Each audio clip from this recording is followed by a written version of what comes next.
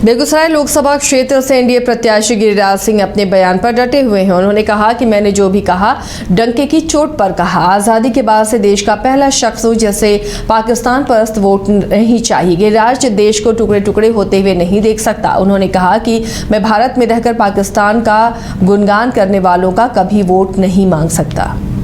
बताए communist party बताए क्या पाकिस्तान परस्त दुश्मन देशों का जो है उसका वोट लेंगे?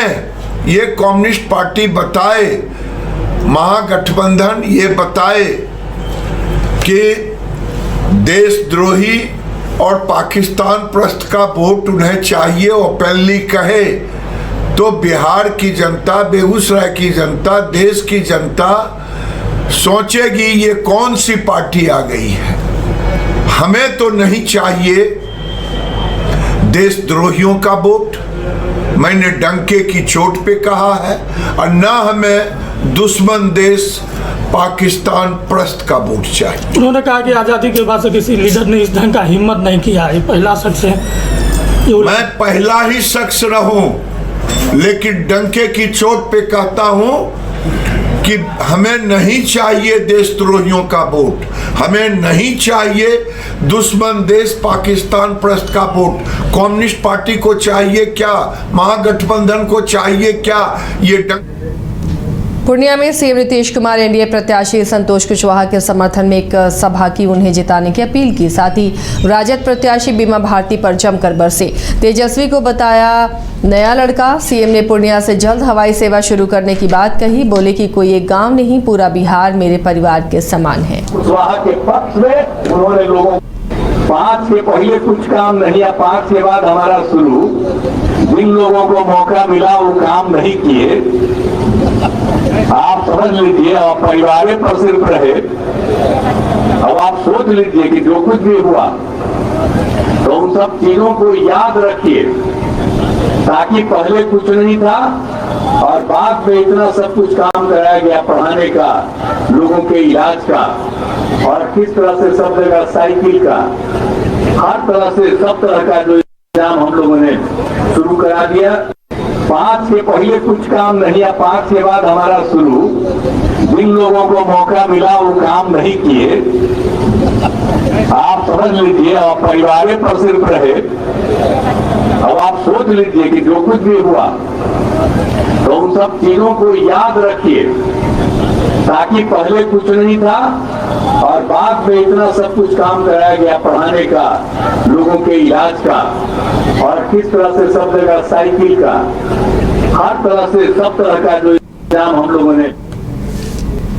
फारबिसगंज शहर के फैंसी मार्केट स्थित बाबू वीर कुंवर सिंह की प्रतिमा पर माल्यार्पण कर बाबू वीर कुंवर सिंह की जयंती क्षत्रिय समाज के द्वारा विजयोत्सव के रूप में मनाई गई। इस कार्यक्रम के मुख्य अतिथि बिहार सरकार के मंत्री नीरज कुमार बबलू थे। वहीं मंत्री नीरज कुमार बबलू ने इस तरह के आयोजन के लिए आयोजकों की प्रशंसा की और बाबू वीर कुंवर सिंह के जीवन काल की कई अविस्मरणीय घटनाओं का जिक्र भी अपने संबोधन में किया।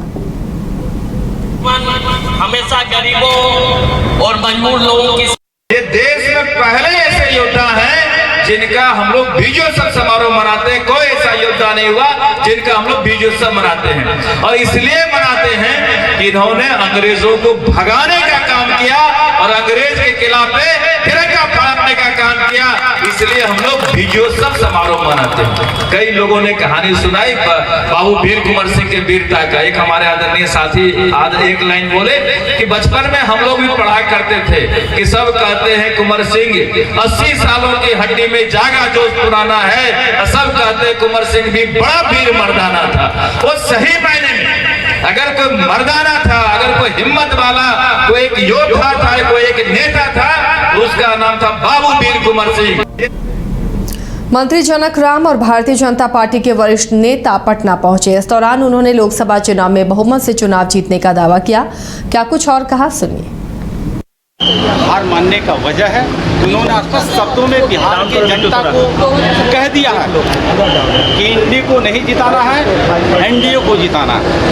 एक तरफ गरीब को देने वाली पार्टी है, एक तरफ गरीब को गुमराह करके उनको हक लूटने वाली पार्टी है। बिहार की जनता इस झांसे में पड़ने वाली नहीं है। देश के यशस्वी प्रधानमंत्री नरेंद्र मोदी जी के नेतृत्व में जनादेश जो 24 का रहा 40 का 40 जा रहा। कांग्रेस ने 5 उम्मीदवार का ऐलान किया है। अजय निषाद को भी मुजफ्फरपुर से टिकट मिला है। देखिए, ये आप सब जानते हैं, इस पचड़े में बिहार की जनता पड़ने वाली नहीं है। हमने स्पष्ट शब्दों में कहा कि संविधान किसी को इजाज़त नहीं देता है कि लोकतांत्रिक तरीके हार मानने का वजह है उन्होंने स्पष्ट शब्दों में बिहार की जनता को कह दिया है कि इंडी को नहीं जिताना है, एनडीए को जिताना है।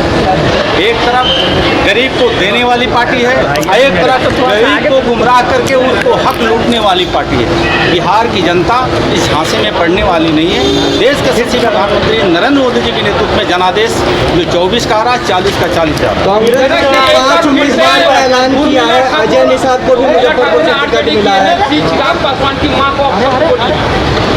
देखिए, ये आप सब जानते हैं, इस पचड़े में बिहार की जनता पड़ने वाली नहीं है। हमने स्पष्ट शब्दों में कहा कि संविधान किसी को इजाज़त नहीं देता है कि लोकतांत्रिक तरीके से सत्ता में आकर के गरीबों को दिए हुए अधिकार को आप लूटें। 15 साल के कुशासन में गरीबों ने देखा है। धन्यवाद मनाइए बिहार और देश के लोगों ने जिस तरह से नरेंद्र मोदी जी के नेतृत्व में ताकत दिया, शक्ति दिया और नरेंद्र मोदी जी ने गरीबों को चिंता किया। एक एक योजनाओं लगभग 175 योजना चला करके गरीबों के घर में खुशहाली। देश में 7 चरण में लोकसभा चुनाव हो रहे हैं, जिसे लेकर एनडीए घटक के तमाम दल अपने अपने तरीके से तैयारी कर रहे हैं। जनता दल यूनाइटेड भी अपने प्रवक्ताओं को अब मैदान में उतार चुका है। आज जनता दल यूनाइटेड के राष्ट्रीय प्रवक्ता राजीव रंजन ने पार्टी कार्यालय में प्रेस कॉन्फ्रेंस कर नीतीश कुमार की योजनाओं का जिक्र किया।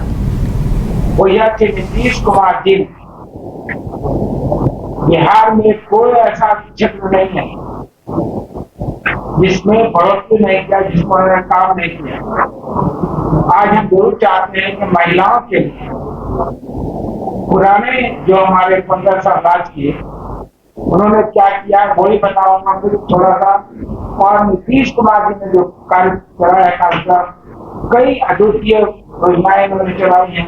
पूरे देश में पहला राज्य था जिन्होंने कई चीजें आगे बढ़ाई।